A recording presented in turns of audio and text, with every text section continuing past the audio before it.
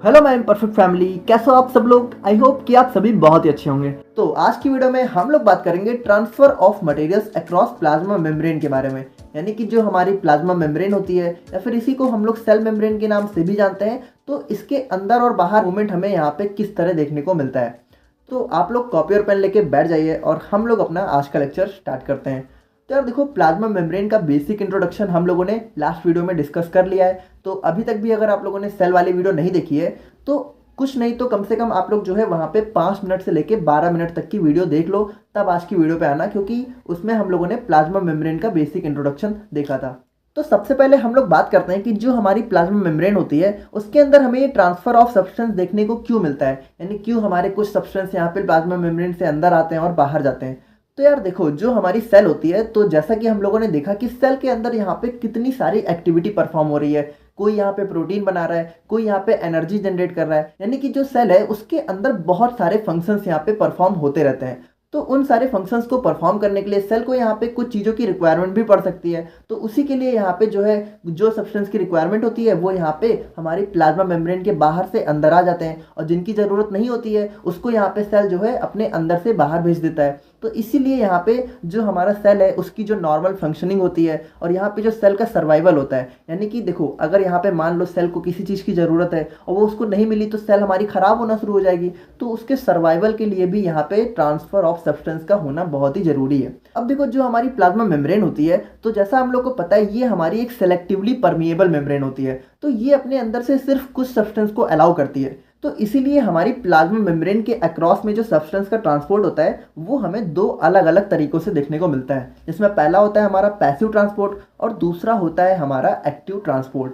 तो इन दोनों को डिटेल में देखने से पहले हम लोग यहाँ पे प्लाज्मा मेम्ब्रेन का एक बेसिक स्ट्रक्चर देख लेते हैं। तो आप लोग को पता है कि हमारी प्लाज्मा मेम्ब्रेन के अंदर क्या होता है, फॉस्फोलिपिड की बाई लेयर होती है, यानी कि हमारे ऊपर भी फॉस्फोलिपिड्स देखने को मिलते हैं, ठीक है, कुछ इस तरीके से, और नीचे भी यहाँ पे फॉस्फोलिपिड्स देखने को मिलते हैं।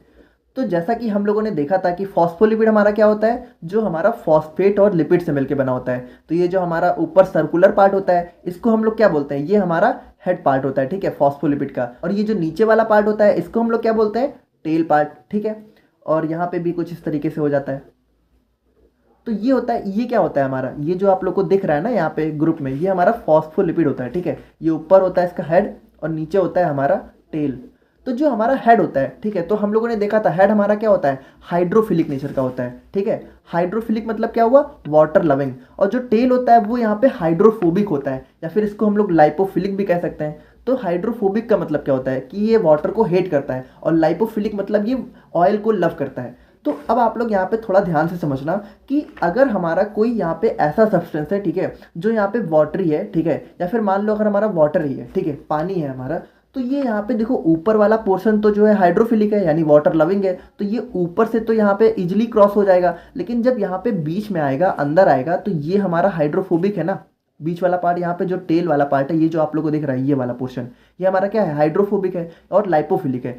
तो यहाँ पे ये वाटर को अपने अंदर आने ही नहीं देगा, क्योंकि यार ये तो हाइड्रोफोबिक है ना, ये वाटर को बिल्कुल ही हेट करता है। तो अब यहाँ पे जो वाटर है उसका मूवमेंट तो यहाँ पे प्लाज्मा मेम्ब्रेन के अंदर हो ही नहीं पाएगा ना, क्योंकि यहाँ से गुजरने के बाद इसको जो है बीच से भी तो गुजरना होगा, और बीच से ये पास ही नहीं हो पाएगा, क्योंकि जो हमारी प्लाज्मा मेम्ब्रेन है वो इसको अलाउ ही नहीं करेगी। तो यहाँ पे क्या होता है, इसीलिए इसको जो है हम लोग सेलेक्टिवली परमिएबल कहते हैं। सेलेक्टिवली परमिएबल का क्या मतलब होता है कि यहाँ पे जिसको चाहती है ये उसको अलाउ करती है, और जिसको नहीं चाहती है उसको यहाँ पे नहीं अलाउ करती है, ठीक है। तो जो यहाँ पे वाटर हो गया या फिर कुछ बड़े बड़े मॉलिक्यूल्स हो गए, जैसा हमारा ग्लूकोज हो गया, ठीक है, तो इन सब का मूवमेंट यहाँ पे प्लाज्मा मेम्ब्रेन के थ्रू आसानी से नहीं होता है। तो यहाँ पे कभी कभी यार सेल को देखो इन दोनों की भी ज़रूरत पड़ती है, या फिर ऐसे भी सब्सटेंस की ज़रूरत पड़ती है जिनका मूवमेंट यहाँ पे आसानी से नहीं हो सकता है। तो उसके लिए क्या होता है, उसके लिए हमारे इसके अंदर कुछ प्रोटीन्स प्रेजेंट होते हैं, ठीक है। तो इसीलिए यहाँ पे जो हमारा मूवमेंट होता है ये यहाँ पे दो टाइप का होता है। पहला होता है हमारा पैसिव और दूसरा होता है हमारा एक्टिव। तो अभी इन दोनों को जब हम लोग डिटेल में देखेंगे तो आप लोग को सब कुछ समझ में आ जाएगा। तो सबसे पहले हम लोग बात करते हैं पैसिव ट्रांसपोर्ट के बारे में। तो देखो, जो हमारा पैसिव ट्रांसपोर्ट होता है, ठीक है, वो हमारा यहाँ पे हाई कंसंट्रेशन से लो कंसंट्रेशन की तरफ होता है, यानी कि इसके अंदर जो हमारे सब्सटेंस होते हैं वो यहाँ पे सेल के हाई कंसंट्रेशन से लो कंसंट्रेशन की तरफ मूव करते हैं, और इसके लिए हमें कोई भी एनर्जी की रिक्वायरमेंट नहीं होती है। यानी आप ऐसा कह सकते हो कि ये यहाँ पे अपने आप होता है। अब इसको आप लोग बिल्कुल ऐसे समझो कि ठीक है, मान लो यहाँ पे जो है कोई ढलान है, ठीक है, ऐसे यहाँ पे ढलान है, ठीक है, और आप लोग यहाँ से कोई बॉल है, ठीक है, मान लो कोई बॉल है और उसको यहाँ से आप लोग छोड़ो, तो क्या वो अपने आप यहाँ पे नीचे नहीं आ जाएगी? आप लोग को कोई प्रेशर देना है, अगर यहाँ पे बॉल आ गई तो यहाँ पे अपने आप जो है वो नीचे भी आ जाएगी, ठीक है। लेकिन अगर आप लोग अब यहाँ पे बॉल को यहाँ पे रख दो, क्या यहाँ से वो चढ़ के ऊपर जाएगी? तो यहाँ पे देखो, यहाँ वाला पोर्शन क्या है, हाई है, ठीक है, और यहाँ वाला क्या है, लो है। तो हाई से लो जो है मूवमेंट अपने आप होता है, कोई भी एनर्जी नहीं रिक्वायर होती है। लेकिन अगर हम लोग को यहाँ पे बॉल को नीचे से ऊपर पहुँचाना है तो हमें जो है इसको पुश करना पड़ेगा, ठीक है, यानी एनर्जी लगानी पड़ेगी। यानी सिंपली देखो, इसको आप लोग इस तरह भी समझ सकते हो कि मान लो अगर हमारी बाइक है, ठीक है, यहाँ पे मान लो हमारी बाइक खड़ी हुई है और बाइक को हम लोग यहाँ से ऊपर से नीचे लाएंगे, ठीक है, तो हम लोग अगर एक्सीलेटर नहीं भी लेंगे तो भी बाइक नीचे आ जाएगी। लेकिन अगर नीचे से ऊपर चढ़ानी है बाइक को तो एक्सीलेटर लेना पड़ेगा ना, अपने आप तो चढ़ नहीं जाएगी। तो यहाँ पे क्या होता है कि अगर मूवमेंट हाई से लो होता है, ठीक है, हाई से लो होगा तो एनर्जी नहीं लगेगी, अगर लो से हाई होगा तो हमें एनर्जी लगानी पड़ती है। तो यहाँ पे जो हमारा पैसिव होता है उसमें हमारा क्या होता है, हाई से लो होता है, यानी इसके अंदर कोई भी एनर्जी की रिक्वायरमेंट नहीं होती है, बहुत ही आराम से मूवमेंट अपने आप हो जाता है। अब इसके अंदर भी हमारे 3 टाइप होते हैं, जिसमें पहला होता है हमारा सिंपल डिफ्यूजन, दूसरा होता है हमारा फैसिलिटेड डिफ्यूजन और तीसरा होता है हमारा ऑस्मोसिस। तो इन तीनों को भी हम लोग यहाँ पे एक एक करके देख लेते हैं। तो सबसे पहले हम लोग बात करें यहाँ पे सिंपल डिफ्यूजन के बारे में। तो जैसा इसका नाम ही है सिंपल, वैसा ही यहाँ पे जैसा हम लोगों ने पैसिव ट्रांसपोर्ट में देखा था कि मूवमेंट क्या होता है, हाई से लो, तो इसमें सिंपली हमारे जो भी मॉलिक्यूल्स होते हैं, ठीक है, तो वो यहाँ पे हाई कंसेंट्रेशन से लो कंसेंट्रेशन की तरफ मूव कर जाते हैं। देखो, सबसे पहले आप लोग ये समझो कंसेंट्रेशन क्या होती है। कंसेंट्रेशन का मतलब होता है कि कौन यहाँ पे कितनी ज़्यादा अमाउंट में प्रेजेंट है। तो हाई कंसेंट्रेशन का मतलब क्या होगा कि हमारा सब्सटेंस यहाँ पे बहुत ज़्यादा अमाउंट में प्रेजेंट होगा, और लो का मतलब क्या होगा कि जहाँ पे बहुत कम अमाउंट में होगा उसको यहाँ पे लो बोलेंगे। और यहाँ पे पैसिव ट्रांसपोर्ट में क्या होता है, हाई से लो मूवमेंट होता है। तो आप लोग देख रहे हो यहाँ पे कंसेंट्रेशन बहुत ज़्यादा है और यहाँ पे बहुत कम है, तो यहाँ पे सिंपली क्या होगा, ये अपने आप जो है मेम्ब्रेन को क्रॉस करके अंदर आ जाएंगे, ठीक है। अब देखो, जो हमारा सिंपल डिफ्यूजन होता है उसके अंदर जो यहाँ पे बहुत ही स्मॉल सब्सटेंस होते हैं, यानी कि बहुत छोटे छोटे सब्सटेंस होते हैं, या फिर जो हमारी गैसेज होती हैं लाइक हमारा O2 हो गया, CO2 हो गया, उनका मूवमेंट हमें यहाँ पे सिंपल डिफ्यूजन के थ्रू देखने को मिलता है। तो अब हम लोग बात करते हैं यहाँ पे फैसिलेटेड डिफ्यूजन के बारे में। तो देखो, जैसा इसका नाम है क्या है, फैसिलेटेड, यानी कि इसको डिफ्यूज होने के लिए थोड़ी फैसिलिटी देनी पड़ेगी हमें, ठीक है। तो इसके अंदर क्या होता है, देखो मूवमेंट तो यहाँ भी हाई से लो होगा क्योंकि टाइप तो हमारा ये पैसिव का ही है ना, और पैसिव के अंदर क्या होता है, हाई से लो। तो मूवमेंट तो यहाँ हाई से लो हो रहा है, लेकिन इसके अंदर हमें कुछ कैरियर देना पड़ रहा है, यानी कि इसको हमें कुछ एक्स्ट्रा फैसिलिटी देने की ज़रूरत पड़ती है। अब देखो, इसको हम लोग यहाँ पे सिंपली ऐसे समझते हैं कि जैसा कि लास्ट वीडियो में हम लोगों ने देखा था कि जो हमारा प्लाज्मा मेम्ब्रेन का स्ट्रक्चर था, ठीक है, तो उसमें हमें कुछ प्रोटीन्स देखने को मिल रहे थे, ठीक है, जिसके बारे में मैंने कहा था कि आप लोग को आज की वीडियो में बताएंगे। तो आज की वीडियो में अब हम लोग को पता चलेगा कि ये प्रोटीन्स क्यों प्रेजेंट होते हैं। तो ये जो हमारे प्रोटीन्स बीच बीच में होते हैं ना, ये हमारे क्या होते हैं, ये हमारे प्रोटीन होते हैं, ठीक है।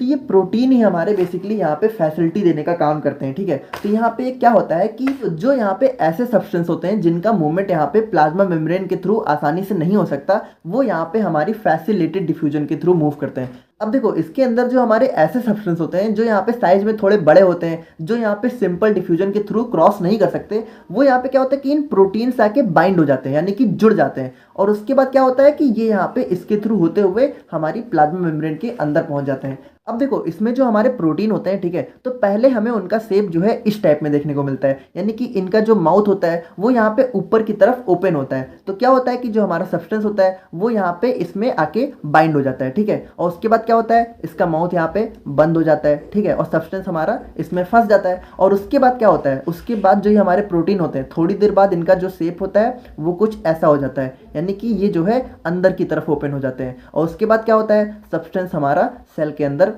पहुंच जाता है। तो जैसा कि आप लोग यहाँ पे फिगर में देख रहे हो कि जो प्रोटीन है, पहले उसका स्ट्रक्चर यहाँ पे ऊपर की तरफ ओपन है, ठीक है, और थोड़ी देर बाद जब यहाँ पे जो सब्सटेंस है वो इसके अंदर आके बाइंड हो जाता है, उसके बाद क्या होता है, प्रोटीन का जो माउथ होता है वो हमारा सेल के अंदर की तरफ ओपन हो जाता है। तो हमारा जो सब्सटेंस होता है वो यहाँ पे एक्स्ट्रा सेल्यूलर रीजन, यानी कि सेल के बाहर के रीजन से हमारी सेल के अंदर यहाँ पे पहुंच जाता है। एक्स्ट्रा सेल्यूलर का मतलब क्या हुआ, सेल के बाहर, और इंट्रा सेल्यूलर का मतलब सेल के अंदर।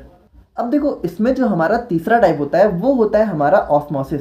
अब ऑस्मोसिस की डेफिनेशन तो सिंपली होती है कि ये हमारा मूवमेंट ऑफ सॉल्वेंट मॉलिक्यूल्स होता है। लेकिन यहाँ पे जो सेल के अंदर हमारा सॉल्वेंट क्या होता है, सॉल्वेंट हमारा यहाँ पे वाटर होता है। तो जो हमारा ऑस्मोसिस होता है वो हमारा सिंपली होता है डिफ्यूजन ऑफ वाटर मॉलिक्यूल्स, यानी कि जब हमारा वाटर मॉलिक्यूल सेल के बाहर से सेल के अंदर आता है या फिर सेल के अंदर से सेल के बाहर जाता है तो उसी को हम लोग यहाँ पे ऑस्मोसिस के नाम से जानते हैं। यानी सिंपली आप लोग समझ लो कि ये हमारा मूवमेंट ऑफ वाटर मॉलिक्यूल्स होता है। ठीक है, बहुत ही सिंपल है।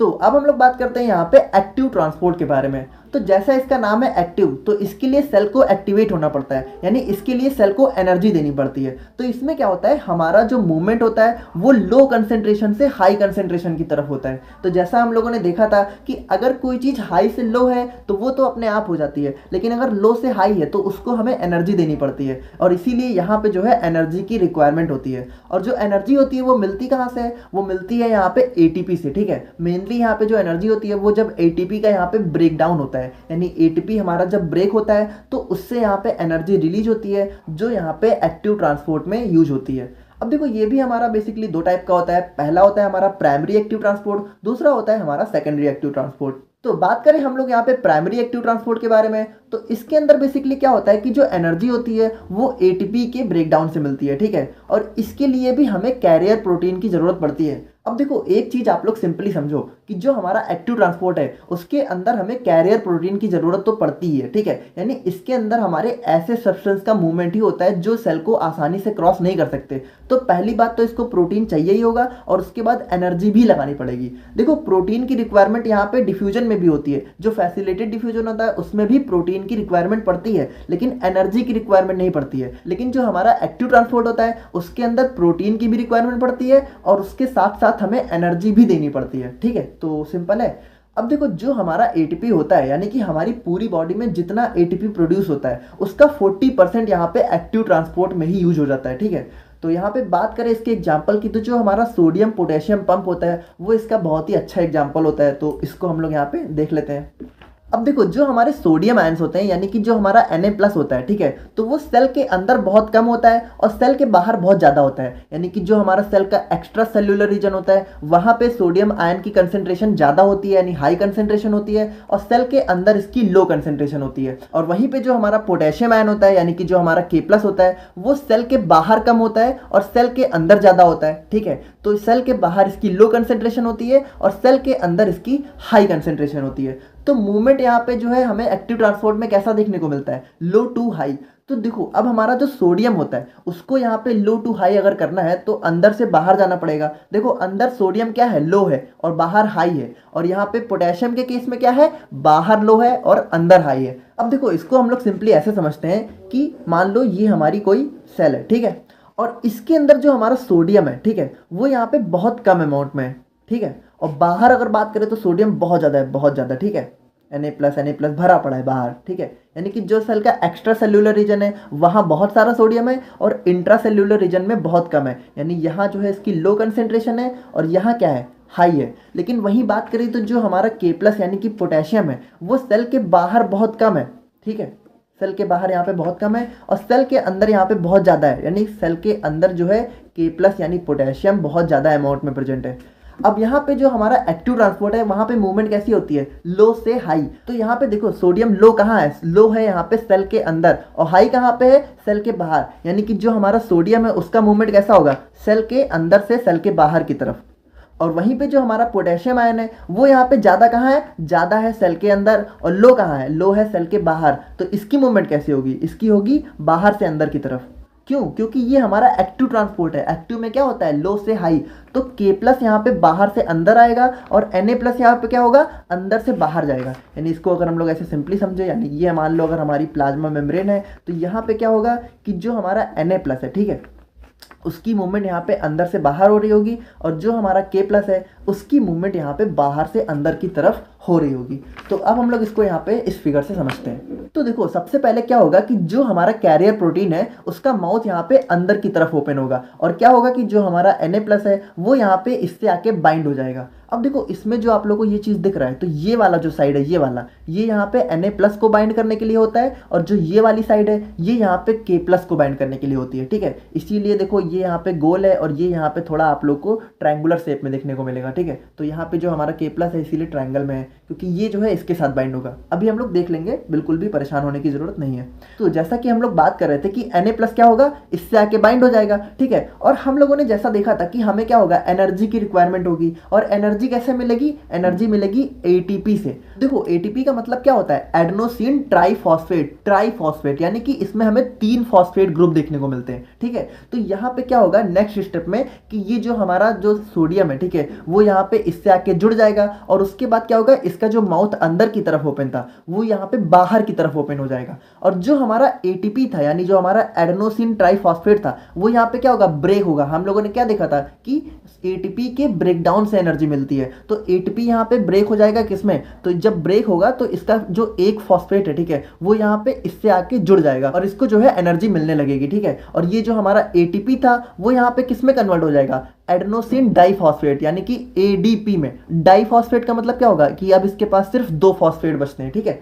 तो अब देखो उसके बाद क्या होगा कि जब इसका माउथ यहाँ पे ऊपर की तरफ ओपन हुआ तो यहाँ पे Na+ देखो बाहर हो गए। और उसके बाद जो K+ यहाँ पे ऊपर प्रेजेंट थे वो यहाँ पे क्या हुआ, इससे आके जुड़ गए। और उसके बाद क्या हुआ कि जब K+ यहाँ पे जुड़ गए तो ये फिर से जो है अंदर की तरफ ओपन हो गया। और अंदर की तरफ ओपन होने के बाद क्या हुआ, K+ यहाँ पे रिलीज हो गए। और उसके बाद जो हमारी प्रोसेस है वो यहाँ पे कंप्लीट हो जाती है। और जो हमारा ATP ब्रेक हुआ था, यानी कि जो फॉस्फेट ग्रुप इससे अलग हुआ था, वो फिर से आके इससे जुड़ जाता है और हमारा ATP फिर से यहाँ पे अलग हो जाता है। तो यार आई होप कि आप लोग यहाँ पे थोड़ा समझ रहे होगे। देखो थोड़ा सा कंफ्यूजिंग है, हम लोग इसको एक बार थोड़ा फिर से रिवाइज कर लेते हैं। अच्छा देखो यहाँ पे एक चीज़ और है कि जो Na+ है, ठीक है, वो 3 एक बार में बाहर जाते हैं। और जो यहाँ पे K+ है यानी पोटेशियम है, वो यहाँ पे 2 अंदर आता है। यानी 3 Na+ बाहर जाते हैं और 2 K+ अंदर आता है। ये हमारा सोडियम पोटेशियम पंप होता है, ठीक है। ये एक अलग टॉपिक है, बट यहाँ पे थोड़ा हम लोग सिंपली देख रहे हैं। तो देखो यहाँ पे क्या हुआ, यहाँ पे सोडियम जो है सेल के अंदर कम था और सेल के बाहर ज़्यादा था। तो लो से हाई मूवमेंट होता है, तो इसीलिए यहाँ पे क्या हुआ कि सोडियम यहाँ पे अंदर से बाहर की तरफ मूव हो गया। और जो हमारा K+ था वो यहाँ पे क्या था,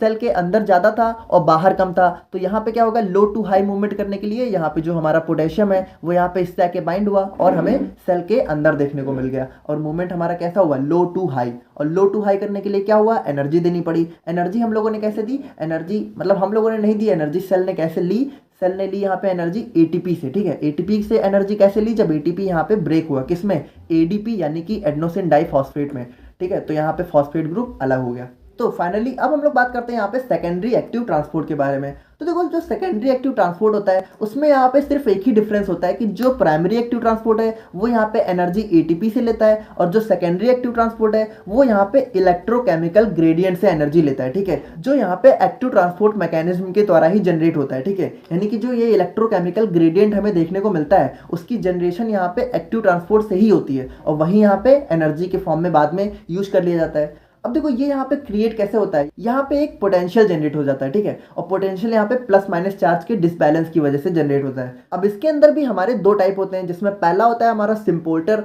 और दूसरा होता है हमारा एंटीपोल्टर। तो देखो जो हमारा सिम्पोल्टर होता है, ठीक है, तो इसके अंदर क्या होता है कि इसके अंदर 2 अलग अलग सब्सटेंस का पहली बात मूवमेंट होता है, लेकिन जो मूवमेंट है वो यहाँ पे सेम डायरेक्शन में होता है। तो जैसा आप लोग यहाँ पे फिगर में देख रहे हो कि A और B 2 अलग अलग सब्सटेंस हैं, लेकिन दोनों एक ही डायरेक्शन में यानी कि अंदर की तरफ मूव कर रहे हैं। लेकिन जो हमारा एंटीपोल्टर होता है उसके अंदर क्या होता है कि जो सब्सटेंस होता है वो यहाँ पे अलग अलग डायरेक्शन में मूव करता है, यानी कि जो 2 सब्सटेंस होते हैं वो एक दूसरे की अपोजिट डायरेक्शन में मूव करते हैं। जैसा आप लोग देख रहे हो कि A हमारा बाहर से अंदर आ रहा है, ठीक है, और B हमारा अंदर से बाहर जा रहा है, ठीक है। तो आई होप कि आपको आज का टॉपिक समझ में आ गया होगा और मिलते हैं नेक्स्ट वीडियो में। Thank you so much.